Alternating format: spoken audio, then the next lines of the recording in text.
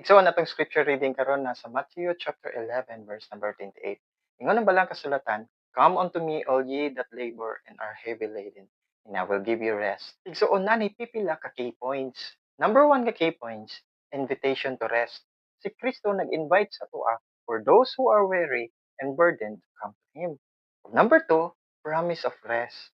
Jesus promises to give rest to those who come to Him. O ikatulong nga key points is universal invitation.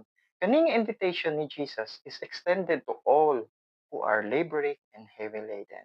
O igsuon na po ni siya, kaning nga verse na po ni siya application. Number one nga application, find rest in Jesus. When feeling overwhelmed or burdened, turn to Jesus for rest and comfort. Number two nga application, trust in His promise. Believe nga atong Ginoo can provide the rest and peace you need. O ikatulong nga application, come as you are. Igsuon, Jesus invites everyone regardless of their circumstances to come to Him for rest and relief. Igsuon, ingon ang balang kasulatan, come unto Him. Thank you and God bless us all.